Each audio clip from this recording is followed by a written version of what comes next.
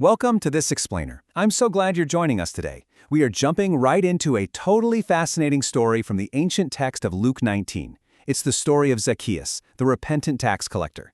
And what we're really zeroing in on today is the incredible power of immediate, visible change. We often tend to think that real personal transformation has to take years or even decades, right?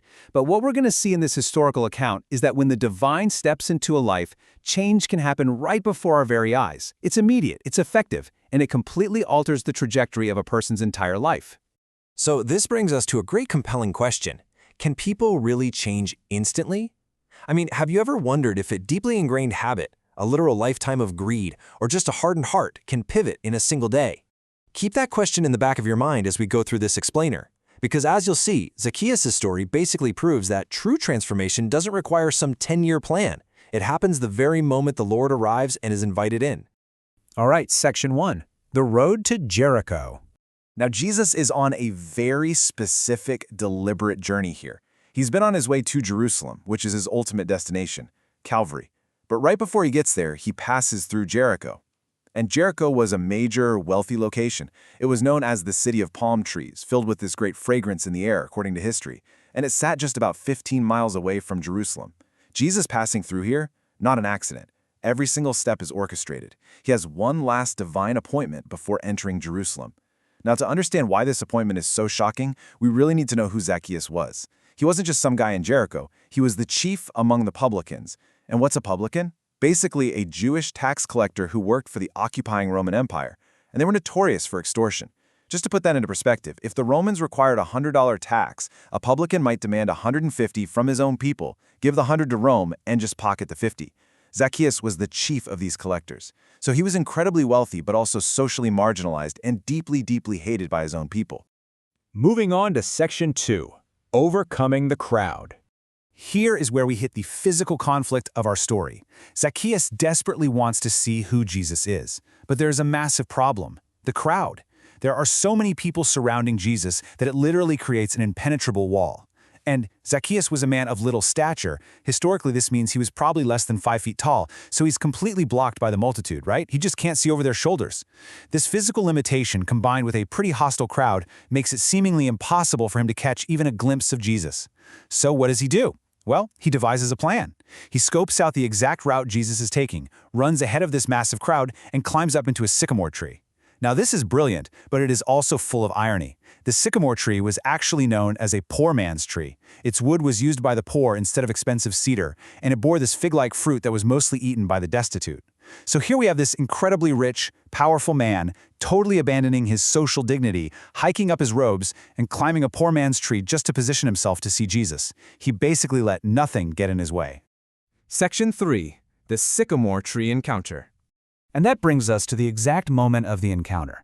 As Jesus makes his way through the fragrant streets of Jericho, surrounded by hundreds of people, he reaches that specific sycamore tree, and he just stops. Jesus doesn't look straight ahead, and he certainly doesn't look down on this marginalized tax collector. Instead, he looks up. He sees Zacchaeus exactly where he is, up in the branches, and out of nowhere calls him directly by name. "Zacchaeus, make haste and come down, for today I must abide at thy house." Now look closely at that word, must. This wasn't just a casual request. It wasn't a coincidence. This was a divine necessity. Jesus is basically saying, I have a godly assignment to remain and dwell in your house today. Something has to take place between you and me before I go to the cross. Section 4. The crowd's reaction. The second Jesus invites himself over for dinner, the narrative shifts entirely to the intense social friction of the crowd. Remember, this whole multitude has been following Jesus. They've been listening to his teachings, watching his miracles. But the instant they see him prioritize a man they absolutely despise, everything changes. The crowd just cannot fathom why a holy teacher would ever want to associate with, let alone lodge with, a known extortioner. This is a brilliant illustration of two very different spiritual states. On one side, you have Zacchaeus. He obeys immediately, makes haste, comes down from the tree, and receives Jesus joyfully into his home. He's active, he's hospitable. But on the other side, you have the entire crowd. The text says they all murmured. They had this grumbling, stagnant attitude, harshly judging Jesus just because he was going to be the guest of a sinner. They completely forgot their own flaws and honestly just chose judgment over joy. Let's look at Section 5. A changed heart.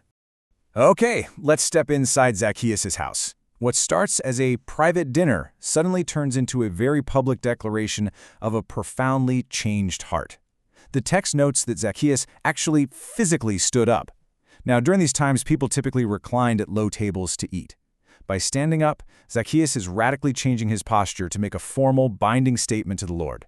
Something deeply transformational happened during that dinner, and it was spilling out into his actions.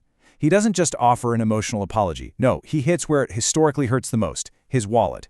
He outlines 2 immediate steps. Step 1, he pledges to give half of all his goods to the poor, not selling them, literally giving them away as a gift to supply the destitute.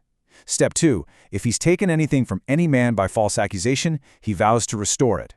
Now that is true, visible change in motion.